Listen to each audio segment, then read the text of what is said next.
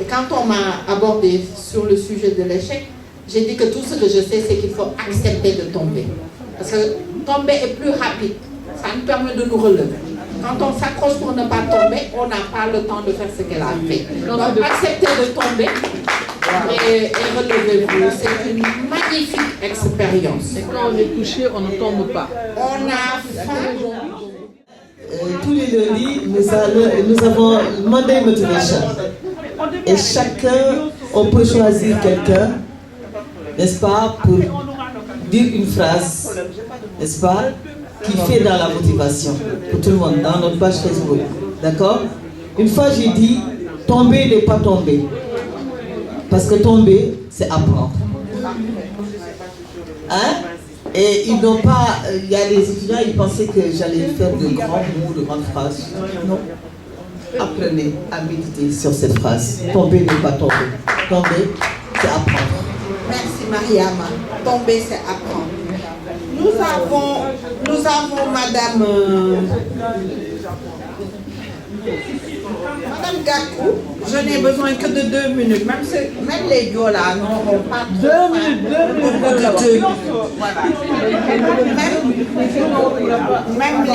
Même les Diola ne vont pas pleurer. Hasna. Elle est quand même revenue d'un rendez-vous pour prendre la parole. Nous lui donnons 2 minutes pour entendre son partage qui est important pour nous tous. Je vous remercie.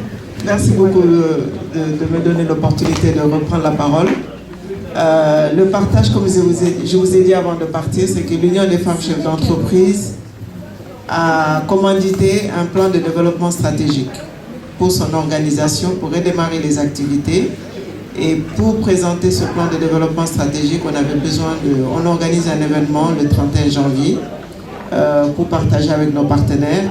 Et c'est un des partenaires stratégiques. Vous nous avez dit de ne pas rater les opportunités. Il ne fallait pas rater cette opportunité-là. Donc c'est pour ça que je m'étais absentée pour aller présenter. Et je pense que ce partenariat, Inch'Allah, si ça se concrétise, c'est toutes les femmes qui vont être bénéficiaires. Vraiment, et nous aurons l'occasion, j'espère, de vous inviter à cette manifestation pour que vous puissiez venir. Je voudrais présenter rapidement l'Union des femmes chefs d'entreprise, qui est une organisation, comme je l'ai dit, un patronat de femmes, qui regroupe des femmes dans tous les secteurs d'activité, parce que c'était une demande de l'État. C'était une demande de l'État, des bailleurs de fonds, qui à un moment donné voulait travailler en direct avec des femmes entrepreneurs, puisque tous les financements, tout ce qui se faisait, ça passait par les ministères, les directions. À un moment donné, la plupart des bailleurs ont voulu s'adresser directement aux bénéficiaires, c'est-à-dire les femmes chefs d'entreprise formellement constituées. Parce que comme vous savez, la plupart des programmes étaient quand même sur les femmes du monde rural, des femmes qui étaient à structurer, ainsi de suite. Il n'y avait rien pour les femmes qui avaient des entreprises structurées. Donc, à la demande de bailleurs de fonds, le ministère de l'Entrepreneuriat féminin, à l'époque, a facilité le regroupement des femmes. Nous a donné un cadre de retrouvailles, mais à aucun moment ne nous a donné des directives qui étaient politiques ou quoi que ce soit. Les femmes devaient se retrouver et trouver des points communs et créer une fédération des femmes chefs d'entreprise du Sénégal. Et c'est comme ça que nous avons, sur plusieurs mois, avec plusieurs organisations, avec toutes les pionnières de l'entrepreneuriat qu'on peut citer, je pourrais en oublier quelques-unes, les Oulimata Dioun, les Awan Ndiaye et autres, vraiment des femmes qui ont été les pionnières dans l'entrepreneuriat du Sénégal.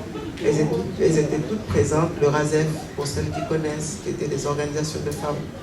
Elles étaient toutes présentes et nous avons élaboré les statuts, les règlements intérieurs, les profils des membres. Et c'est à partir des profils de membres qu'on a lancé des appels à candidature dans les groupes et que des profils sont sortis, dont la présidente Nicole Gakou, qui a été publicitée pour être la présidente de l'Union des femmes chefs d'entreprise, et moi-même, la secrétaire générale, donc depuis la création. Donc on a vraiment travaillé à la base de l'élaboration des textes qui régissaient cette organisation-là, qui aujourd'hui, 2007-2025, presque 18 ans. d'existence. On a eu beaucoup de hauts et de bas parce que nous avons, les politiques ont essayé de récupérer à chaque fois qu'il y avait un changement de gouvernement parce qu'il fallait politiser cette masse de femmes-là. Et on a toujours refusé parce que c'était d'abord une association apolitique, donc on s'est conformé au texte. Et chaque fois que les choses, on a voulu nous récupérer et qu'on a dit non, c'est parce qu'elles sont influencées par d'autres. Et ce n'était pas le cas. C'est ça qui a fait qu'on a eu beaucoup de mal à démarrer. Mais on a tenu. Jusqu'à présent, on a tenu. Et aujourd'hui, on a la considération quand même et des autorités, et des bailleurs de fonds, des partenaires qui nous soutiennent et qui accompagnent nos programmes. Mais l'UFCE s'est essoufflé à un moment donné. Donc l'UFCE, sur les gens viennent et rentrent, quand ils ne trouvent pas un intérêt immédiat, ils repartent aussitôt. Donc il fallait quand même qu'il y ait un noyau dur qui tienne cette organisation qui la porte. Et aujourd'hui, après le Covid, après tout ce qu'on peut dire, ce qu'on a connu pendant le Covid, il faut relancer cette organisation à la demande des bailleurs de fonds, mais surtout nous-mêmes qui avons été à la base de cela. Quelqu'un l'a dit, quand on est à la base de la création de quelque chose, on n'a pas le droit d'échouer, on n'a pas le droit d'abandonner. La présidente, tous les jours, elle nous dit qu'elle jette l'éponge. On lui dit, tant que tu n'as pas remis sur les rails l'UFCE, tu ne peux pas partir. Et nous sommes tous dans cette dynamique-là. Donc nous voulons redynamiser cette organisation, inviter des nouvelles adhérentes, publier les postes, mettre les postes à disposition pour que surtout les jeunes puissent s'approprier cette organisation et pouvoir l'amener très haut. Ça fait partie peut-être de ce que vous pouvez appeler des échecs, mais des échecs qui nous permettent de nous relever, de revoir, de faire de l'autocritique et de dire qu'est-ce que nous n'avons pas bien fait ou qu'est-ce que nous pouvons faire de mieux. Et qu'est-ce que nous pouvons faire de mieux aujourd'hui, c'est le recrutement des membres. C'est d'avoir des nouvelles adhérentes dynamiques qui sont dans d'autres secteurs, de nouveaux secteurs d'activité qui sont là pour qu'elles viennent s'investir dans cette organisation et redonner vraiment du souffle à l'entrepreneuriat des femmes au Sénégal. À d'autres occasions, nous aurons l'occasion de partager d'autres axes sur lesquels l'UFCE a milité. Nous faisons beaucoup de plaidoyer à plusieurs niveaux pour que le matrimoine, j'ai envie de dire, le matrimoine des femmes, parce que c'est ça aussi, il faut arriver vers ça. Il faut que le patrimoine créé par la femme soit considéré comme vraiment qu'on le considère. C'est un mot qui existe, je ne l'ai pas inventé. Ça existait, le matrimoine, il faut pouvoir revenir à cela pour que le legs de la femme soit pris en compte dans son héritage.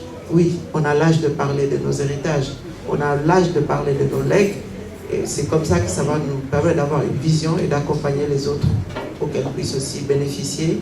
Et surtout, comme l'a dit la présidente tantôt, éviter aux plus jeunes de passer par les mêmes difficultés que nous avons connues. C'est ce que j'ai compris dans la présentation de sa fondation, de son organisation. C'est vraiment, elle balise le terrain pour celles qui viendraient après elle, pour ne pas qu'elles connaissent des galères qu'elle a connues. Donc nous sommes aussi dans ce militantisme. Et je vous remercie vraiment de m'avoir permis de partager cela avec vous.